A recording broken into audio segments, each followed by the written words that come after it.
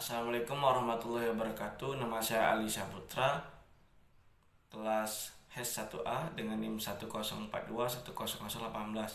Di sini saya akan membuat video untuk pemenuhan tugas semester dengan dosen pengampu Z Haryanto, SH.MH.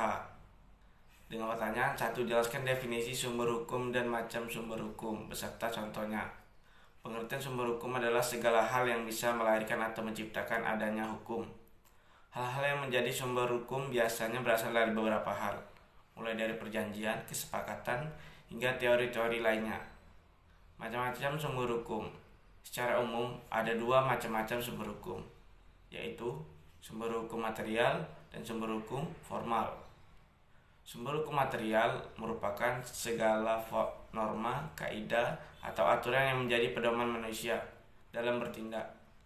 Selain itu juga ada sumber hukum formal merupakan hasil erapan dari sumber hukum material. Sumber hukum formal juga dibagi menjadi beberapa jenis sumber hukum. Di antaranya yaitu undang-undang, kebiasaan, keputusan hakim, traktat, dan pendapat sarjana. 1. Undang-undang atau statutes adalah sumber hukum berupa semua aturan yang mempunyai kekuatan hukum dan mengikat dan dijaga juga oleh pemerintah. 2. Kebiasaan adalah sumber hukum yang dilakukan masyarakat secara turun-temurun. 3. Keputusan hakim atau jurisprudence adalah jenis sumber hukum yang dapat dari keputusan yang diambil oleh hakim di masa lalu terhadap suatu perkara. 4. Traktat adalah jenis sumber hukum yang berbentuk perjanjian yang dilakukan oleh dua negara atau lebih yang bersifat mengikat negara-negara yang terkait dengan perjanjian. 5. Pendapat sarjana. Pendapat sarjana hukum atau yang disebut doktrin juga bisa menjadi sumber hukum. Sumber hukum ini berupa pendapat dari para ahli dan pakar, khususnya ahli hukum, yang kemudian dijadikan pedoman terhadap asas-asas penting dalam hukum beserta penerapannya. Pertanyaan yang kedua adalah 2. Jelaskan objek dan subjek hukum dan berikan contohnya. Subjek hukum adalah segala sesuatu yang kepadanya dapat menanggung hak dan kewajiban. Secara umum, mengapa manusia bisa disebut subjek hukum sangat jelas kedudukannya.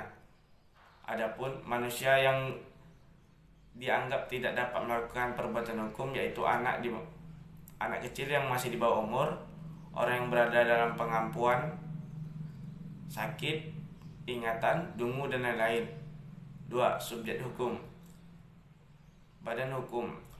Menurut Freud Subjekti, badan hukum adalah suatu badan atau perkumpulan yang dapat memiliki hak-hak melakukan perbuatan seperti menerima, memiliki kekayaan sendiri, dapat digugat dan menggugat di muka hukum.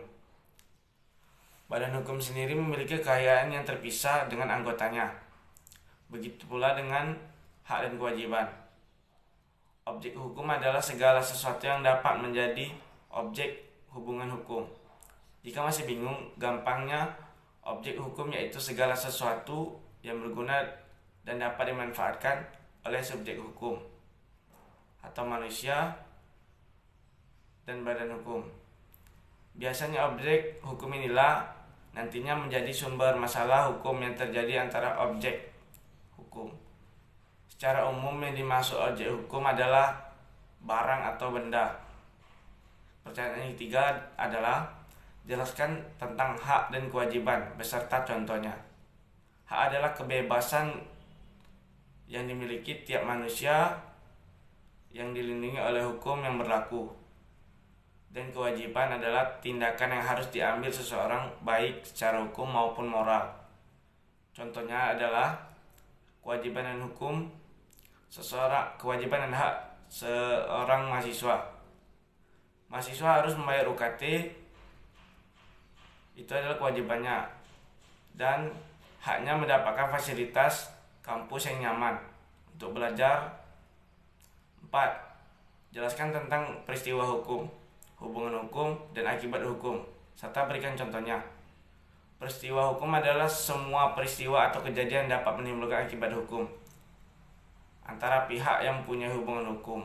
Contohnya, seseorang menikahi seorang wanita secara resmi, itu disebut peristiwa hukum karena hal tersebut akan menimbulkan hak dan kewajiban bagi suami dan istri yang telah diatur dalam undang-undang perkawinan.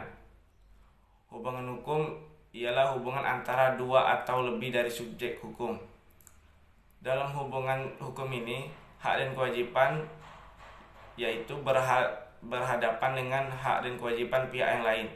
Contohnya, ada si A membeli rumahnya si B.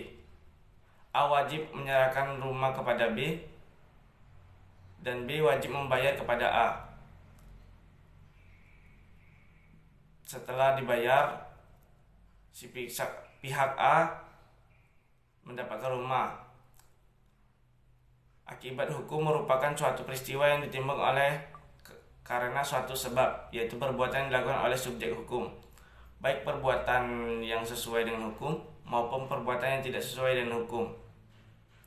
Itulah keempat pertanyaan tugas akhir semester yang diberikan oleh Pak Z Haryanto. Kurang dan lebih saya mohon maaf. Wassalamualaikum warahmatullahi wabarakatuh.